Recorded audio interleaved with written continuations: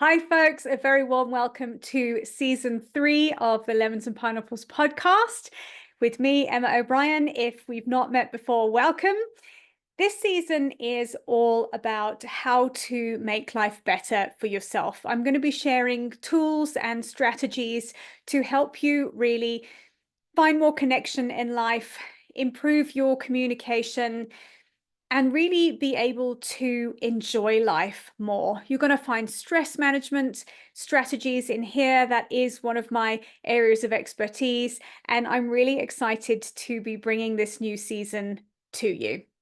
Before we jump in, I'm going to invite you to check out my brand new Stress Less ebook. You'll find the link in the show notes for this. And if you go to my website, which is emmaobriencoach.com, you'll also find a link on the homepage there too.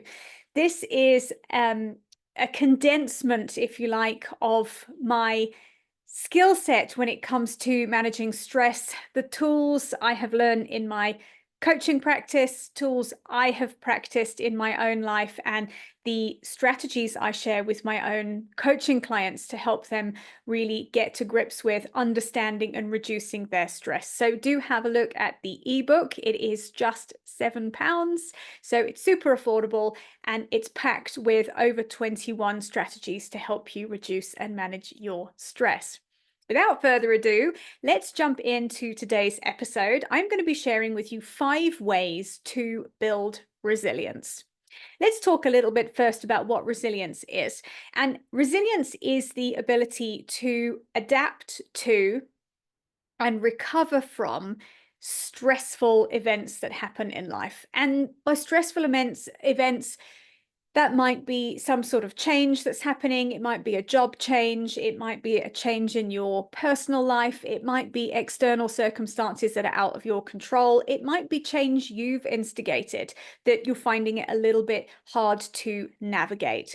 The more resilient you are, the easier it is to deal with the unexpected. The quicker you will recover from external events and circumstances that trigger you into a stress response. Building resilience is a big part of the work I do with my clients. It's a big part of the work that happens in my stress management workshops that I do. And I'm going to share with you 5 ways you can do that. So the first one is to develop the skill of self-awareness. Self-awareness is incredible when you can get to grips with it. It's a means of knowing yourself better. And when you know yourself better, you have the opportunity to be able to change the way you do things. So if you have a particular go-to behavior when somebody does something at work, when you are triggered, when you feel uncomfortable, when you can start to become self-aware, you can notice these behavior patterns. And when you are aware of your own behavior patterns that you do, you can change them. And self-awareness is really powerful because it gives you the ability to catch yourself before you go into a typical behavior that's unhelpful. So, for instance, being able to develop self-awareness has been quite transformational in my marriage. When we have disagreements, as all couples do, it can sometimes be very tempting to throw in a little comment occasionally. I'm sure you know what I'm talking about here. Self-awareness is the difference between throwing in that comment in the middle of an argument that then creates a cascade and keeps the argument going for a lot longer, and catching yourself and having a moment to think, what are the consequences going to be of me chucking this comment in here? Is it going to be helpful? Is it going to be kind? And if the answer to both of those questions is no, I don't do it. That's self-awareness for you. It will help you de-escalate situations that are starting to kind of get out of control, if you like, when it comes to communicating and relating to other people. And it will perhaps stop situations getting out of control in the first place when you're able to really observe your own behavior and think, what are the consequences going to be if I do this? And if you can catch yourself in the moment before you allow your reactivity to lead. Self-awareness is allowing your responsiveness to lead. It's really, really powerful. The second one is nervous system regulation. Now, this essentially is being able to understand your stress response. And your stress response is going to be very unique to you. We all have different things that trigger us. Something that I find incredibly stressful and will set me off into a pattern of anxiety won't bother another person in the slightest, and vice versa. So nervous system regulation is about understanding your stressors, understanding what triggers your stress response, getting to know the internal feelings of being stressed. Because when you can understand those things, and this leads beautifully from the self-awareness, you can start to change them. Now, I'm a heart math practitioner, so I teach a set of really powerful nervous system regulation techniques, which allow you to calm yourself when you are in a fight or flight response and bring that response down before it really, really escalates. And also, nervous system regulation tools allow you to recover quicker when you have been triggered into a fight or flight response. I think one of the things that is misunderstood about nervous system regulation is that somehow it stops you being affected by stress. Unfortunately, it doesn't. It gives you the power to be able to control your stress response far better. And it gives you the power to be able to recover from it when you have been stressed. And the thing with this is, and why it's of such value, is when you can calm that fight or flight response at will, it doesn't lead all the time. So if you are someone who has a short temper, for instance, being able to learn nervous system regulation can help you keep that temper under control.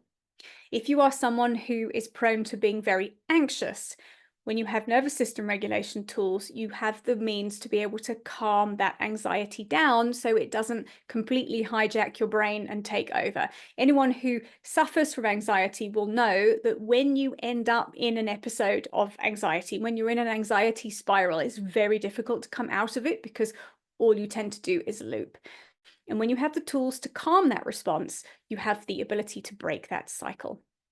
And when you feel like you're more in control of your nervous system and it's not in control of you, it reduces your general stress level. I think a lot of us get very stressed about the prospect of being stressed because when a fight or flight response is engaged, it is very overwhelming. Being filled with anxiety is very overwhelming. Being filled with anger is very overwhelming. And we end up being led by those emotions rather than being able to be led by our logical brain, which will be the one that allows us some self-awareness. Super powerful. The third resilience building skill is practicing regular self-care. And again, this is a term that gets thrown around an awful lot, but I can't really overstate the importance of prioritizing yourself. Now, this doesn't mean going for spa days, because unless you can go to the spa for a while every day and have a bit of quiet and soothing time, a spa day once every 3 months isn't going to actually help you. Self-care is a day-to-day thing. Being able to have a bit of time for you to really fill your own cup. A lot of us are running on empty. A lot of us are struggling through and we're overwhelmed because we don't actually get time to take care of ourselves. So this might mean just sitting in the garden for 10 minutes having your morning coffee before everybody else wakes up in the house or before you go out to work. It might mean making sure you have quiet time before you go to bed to read a book for half an hour. It might mean going for a run. It might mean going to the gym. It might mean 10 minutes of meditation in the morning. But it is really important that you attend to yourself every day in some shape or form. When you look after yourself and you meet your own needs yourself, you naturally will cope far better because you've already tended to the inner piece of you that needs to be looked after. A lot of people are overwhelmed because they don't have any time to themselves. They'd really like some time to themselves, but they're so busy giving to everybody else. And then it leads to burnout. So self-care is really important. So a question for you is to think about, if I was to ask you, what's one thing you could do to care for yourself each day, what would that be? And if you can identify it and do it, even better. The fourth way to build resilience is to make sure you are connecting with other people. Having connections with other humans is imperative for well-being.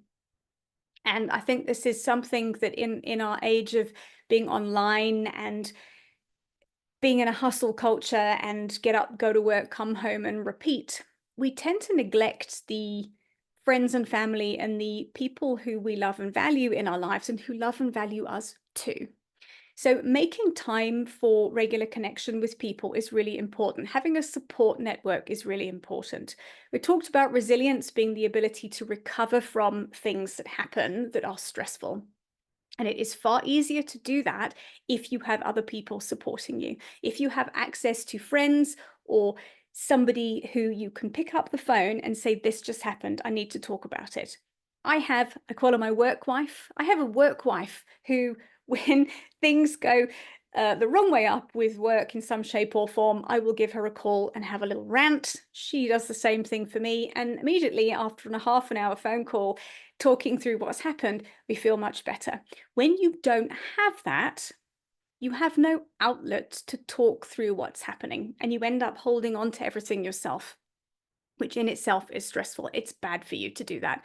So make sure you're connecting with friends regularly, whether that's on the phone, whether that's scheduling a lunch once a week or once a fortnight or a couple of times a week if you can do it, and making sure you're prioritizing the people and the connections in life. Like I said, it can be so easy. I do it. I can have 2 or 3 weeks go by and I think, oh, haven't spoken to my child who's in the UK at university. And that's actually is important that I do that. And it's important to make time for that. It's easy for time to run away with us, but connection is really, really important. And the last resilience building skill I want to share with you is learning to shift your perception around difficult and challenging things that happen to you. The things that happen to us are, we call them circumstances, right? The problem with circumstances is not what happens, it's the way we respond mentally to what's happened. It's our thoughts about the circumstances that generally causes the problem rather than the circumstances themselves. So there is a model with this in that we have a set of circumstances that lead to a collection of thoughts that happen. The thoughts lead to feelings and emotions that we have, and the feelings and emotions that we have drive our behavior. I shared when I talked about self-awareness and nervous system regulation, how when we don't have a handle on our stress response, when we don't have a handle on our big emotions, they tend to lead. And all of a sudden you can find that you've made everything much worse because in anger, you've retaliated by being reactive with somebody, as opposed to having the self-awareness to just think, hang on a minute, I know this person has made me really angry and I'd really like to give them a piece of my mind, but what will the consequences of that be? Is it going to make things worse? It probably is. Let me not do it. And that happens in a split second. But when we have that self-awareness, it changes things. So to come back to shifting your perspective, when things don't go as planned and when they don't go the way we want, and when we don't get the results that we expect or want from a certain thing, it can be disappointing. It can bring up quite big feelings. What I invite you to do when things go awry is to have a look at what is the potential learning opportunity here in this situation that's happened. Is there something I can glean from this? Is there another way of thinking about this? Is there another way of looking at this that might just shift your perspective? And this is a thing we can talk about with failure as well. I think it's a wonderful thing to be able to reframe failure. So when things fail, when things go wrong, often it can be very derailing. But when you can have a look at what's the learning opportunity here in this thing that's gone wrong? Is there something I could have done differently that I can take into the future if this particular set of circumstances happens again? Can I do something different to get a different result? Am I missing something here? Do I need to upskill? Do I need to find some help? Do I need to do something differently here in order to get a different result? It can be very easy just to get stuck in, I failed, and stop there, and then sit in the story of that. When you're able to shift your perspective, you can start to have a look at, how could I do this differently? What is the learning here? When we get curious about the circumstances that show up that we don't really want, we're back in our power of being able to do something differently.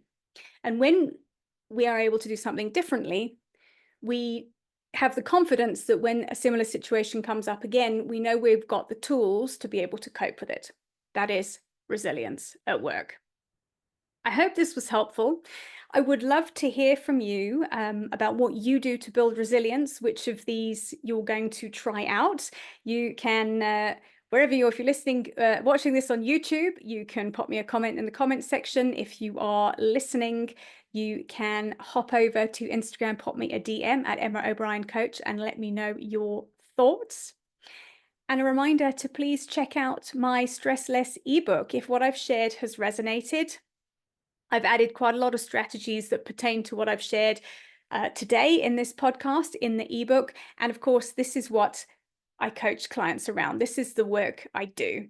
And when you are able to build resilience, when you're able to be self-aware, when you're able to regulate your nervous system, your life unfolds very differently because it puts you in the driving seat. And I am here to help you have a better experience of life by sharing these tools and strategies with you. So I hope you've enjoyed this. Thank you for being here with me. I will see you same time next week. Bye for now.